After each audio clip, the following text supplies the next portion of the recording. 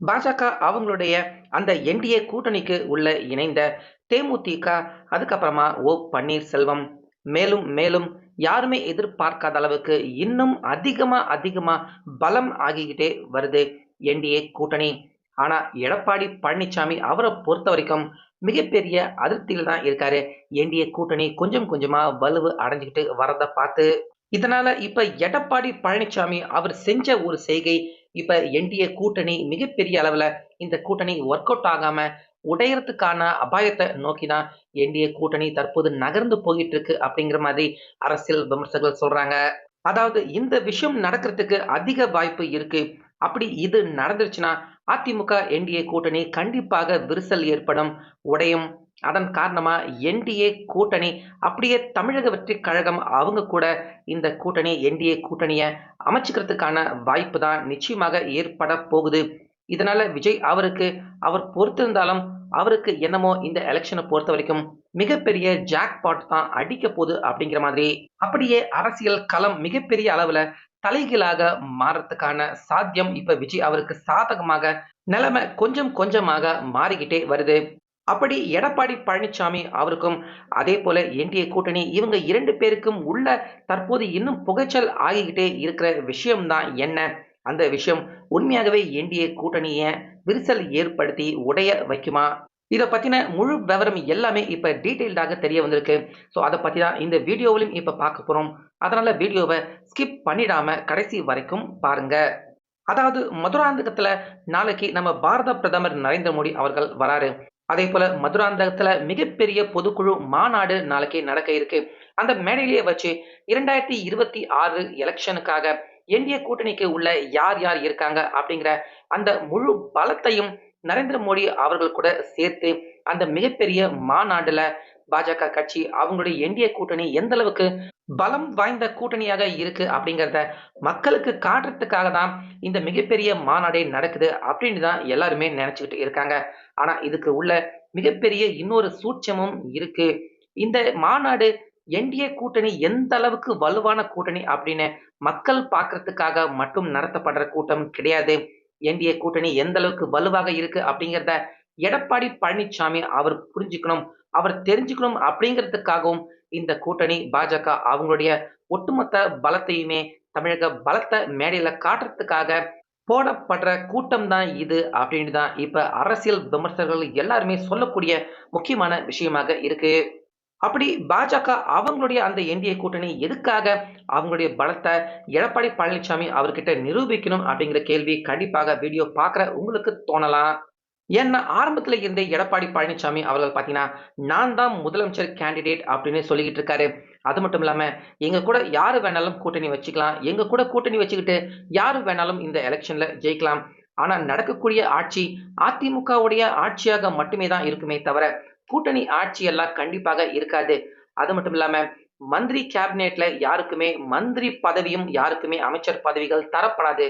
எல்லாருமே அதிமுக கேண்டிடேட்க்கு மட்டும்தான் மந்திரி, அமைச்சர் பதவிகள தரப்படும். கூட்டணியில வர்ற யாருக்குமே ஆட்சியிலும், அதிகாரத்திலும் பங்கு இல்ல அப்படிங்கிறதுல ரொம்ப ரொம்ப உறுதியாக தொடர்ந்து இருக்காரு எடப்பாடி.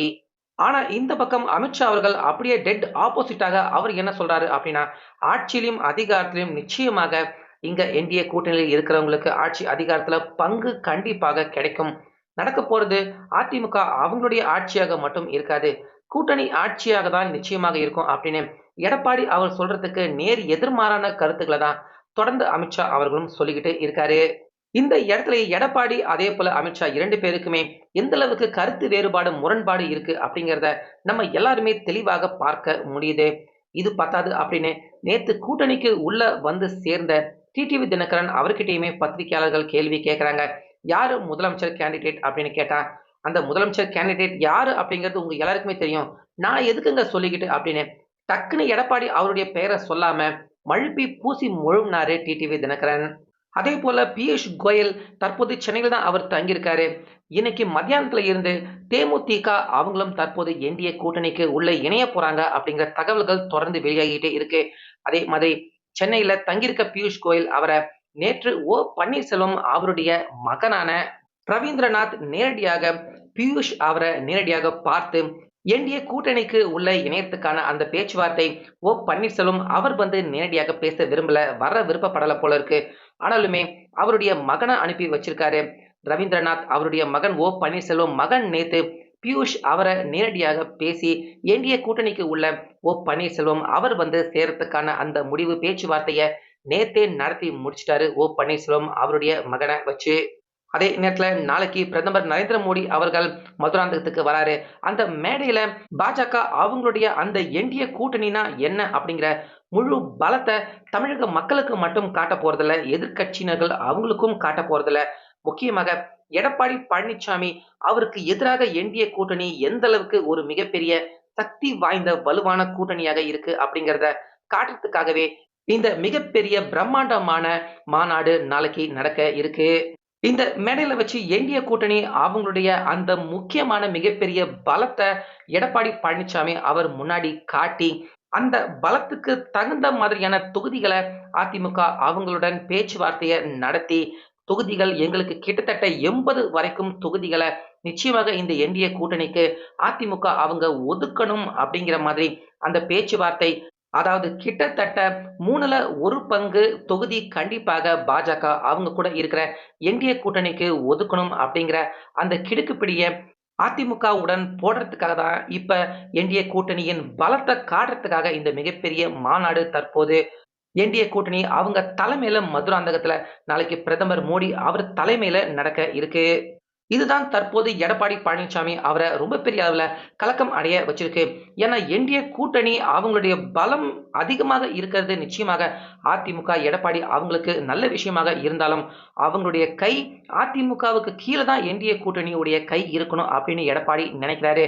அதிமுக கையை விட என்டிஏ கூட்டணியின் கை ஓங்கிருச்சுன்னா அடுத்து பாஜக அவங்க சொல்ற எல்லாத்தையுமே நம்ம கேட்கணுமே அப்படின்னு இப்ப எடப்பாடி பழனிசாமி நாளைக்கு நடக்க போற இந்த மிகப்பெரிய மாநாட நினைச்சு அவரு கதி கலங்கி தான் போயிருக்காரு. சோ இந்த இடத்துல தான் விஜய் அவருக்கு மிகப்பெரிய ஜாக்பாட், மிகப்பெரிய ஒரு நல்ல விஷயமே ஒர்க் அவுட் ஆக இருக்கு.